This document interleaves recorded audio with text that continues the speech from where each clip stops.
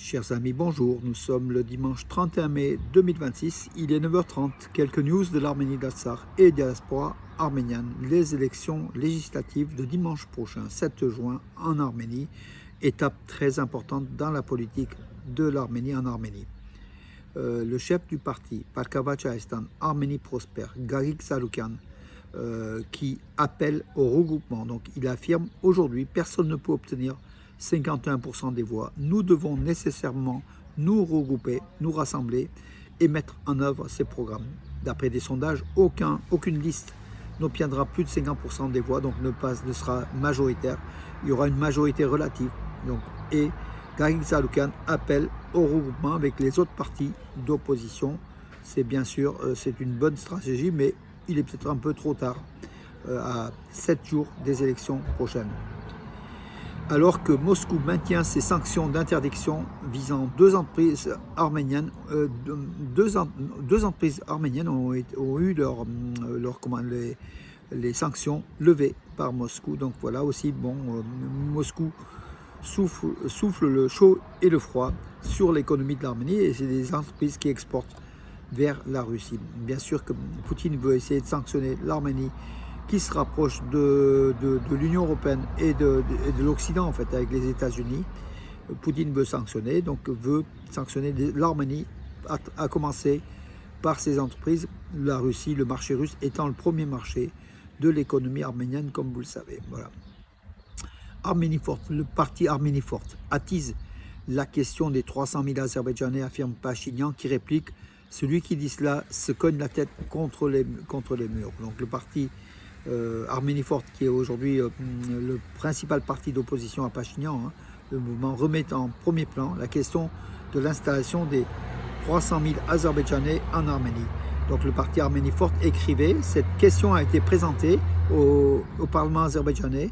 Elle est coordonnée et financée personnellement par le chef de l'administration présidentielle d'Azerbaïdjan. C'est ce qu'a déclaré Narek Karapetyan, tête de liste de l'Alliance. Donc voilà, il a présenté aujourd'hui ce qu'il appelle le concept de retour publié par Bakou il y a plusieurs années sous le titre « Retour pacifique, sûr et digne des Azerbaïdjanais expulsés d'Arménie ».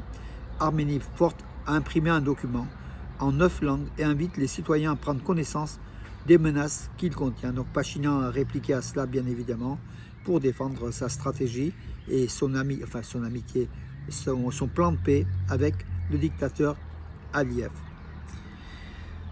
Sur Nouvelles d'Arménie, hier j'ai fait une opinion en fait, titrée donc l'Arménie qui a tiré la leçon de sa défaite militaire en 2020 en Artsakh exhibe ses nouvelles armes ultramodernes comme une démonstration de force et de gage d'avenir de la nation, avec une analyse de l'armement de l'Arménie.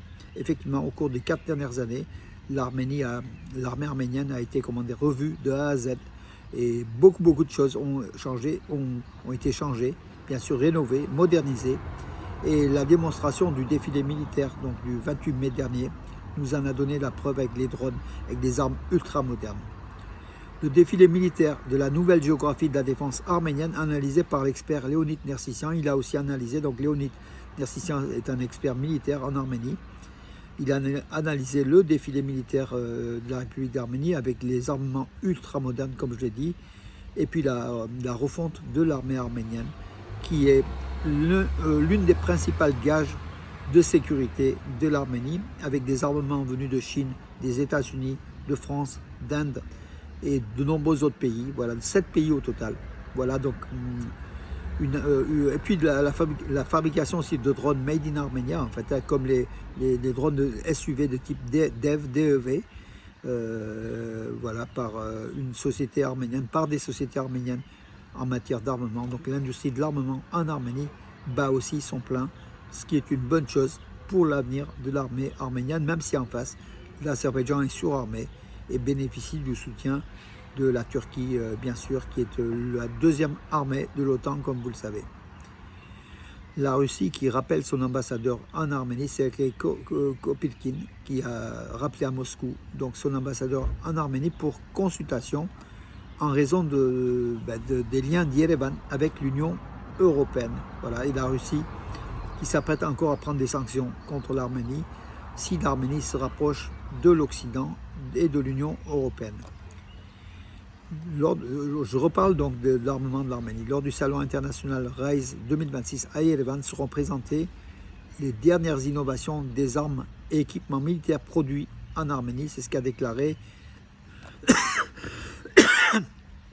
c'est ce qu'a déclaré Mrita Railabetian, le ministre de l'Industrie et des Hautes Technologies d'Arménie. Donc au centre Garen Demirjan à Yerevan, que se tiendra le 3 et 4 juin, donc cette semaine, le salon international RISE 2026 de l'armement. Et l'Arménie présentera ses dernières technologies en matière d'armement. Voilà, donc peut-être pour vendre, l'Arménie exporte aussi son armement et c'est une bonne chose.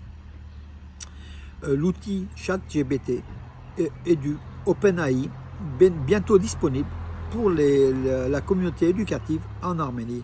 Voilà, les outils d'intelligence artificielle IA seront bientôt largement utilisés dans le système éducatif arménien. Le ministère de l'Éducation, des Sciences et des Technologies d'Arménie et OpenAI et Firebird prévoient de mettre les plateformes ChatGPT et Codex à la disposition des écoles et des universités en Arménie, créant ainsi de nouvelles opportunités technologiques pour les enseignants, les professeurs, les étudiants et les élèves.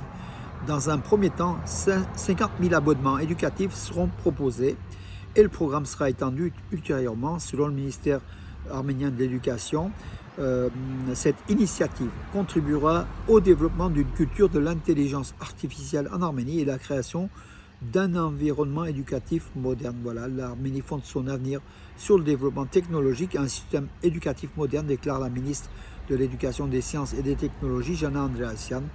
Voilà, donc une bonne chose, une bonne base en tout cas pour l'Arménie qui développe l'intelligence artificielle et qui développe pas dans les écoles, donc dans la formation dès le plus jeune âge des citoyens d'Arménie.